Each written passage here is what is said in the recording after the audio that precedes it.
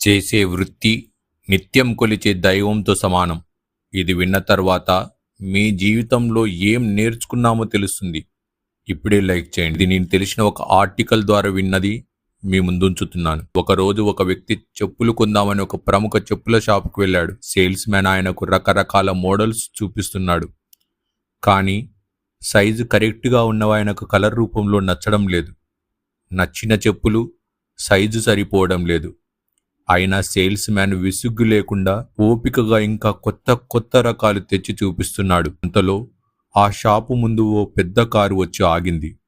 అందులో నుండి ఓ వ్యక్తి హుందాగా షాపులోకి వచ్చాడు. ఆయన్ని చూడగానే సేల్స్ మ్యాన్స్ అందరూ మర్యాదగా లేచి నిలబడి నమస్కారం చేశారు. ఆయన మాత్రం చిరునవ్వుతో వెళ్ళి ఆయన సీట్లో కూర్చొని దేవునికి నమస్కారం చేసి తన పనిలో నిమగ్నమయ్యారు. ఆయన మీ యజమానా అని సేల్స్ మ్యాన్ అడిగాడు ఆ చెప్పులు కొనే వ్యక్తి. అవును సార్, ఆయన మా యజమాని. ఇలాంటి షాపులు ఆయనకు 10 వరకు ఉన్నాయి. చాలా మంచి మనిషి అండి అని ఇంకో కొత్త రకం చెప్పుల జత ఆయనకు చూపించాడు.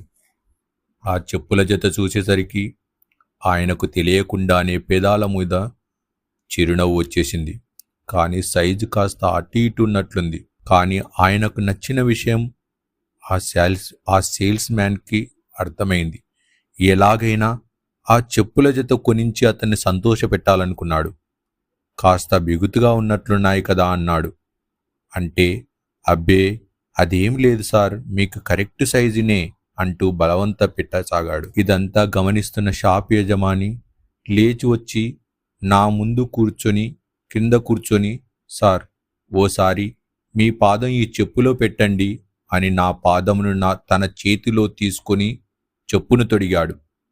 నాకు అంత పెద్ద మనిషి, వయసులో పెద్ద, ఊదలో పెద్ద, నా పాదం ముట్టుకొని చెప్పు తొడుగుతుంటే నాకు చాలా ఇబ్బందిగా అనిపించింది.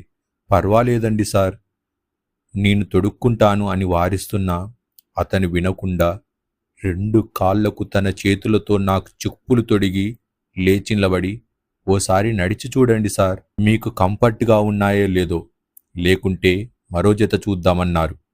కానీ ఆ జత సరిగ్గా సరిపోయాయి. నేను బిల్ పే చేస్తూ షాపు యజమానితో ఉండలేక మనసులో మాట బయట పెట్టాను. సార్, మీరు ఈ హోదాలో ఉండి కూడా మా పాదాలు పట్టుకొని మరీ చెప్పులు తొడగడం నాకు చాలా ఇబ్బందిగా ఉందండి అన్నాను.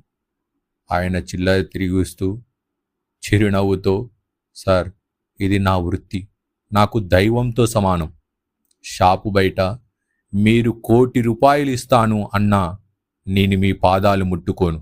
అదే షాపు లోపల మీరు 1 కోటి రూపాయలు ఇచ్చినా మీ పాదాలు వదలను అన్నాడు.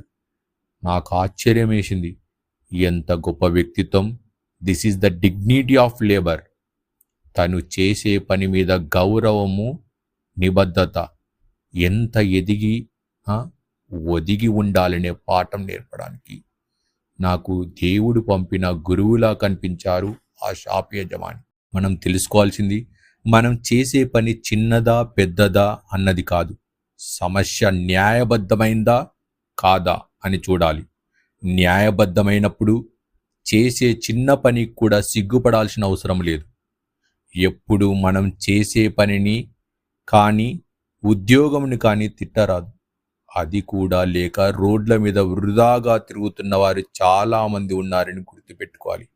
అందుకే పెద్దలంటారు, అన్నీ ఉన్న విస్తరి నిండుగానే ఉంటుంది, ఖాళీగా ఉన్న విస్తరి ఎగిరెగిరి పడుతుంది.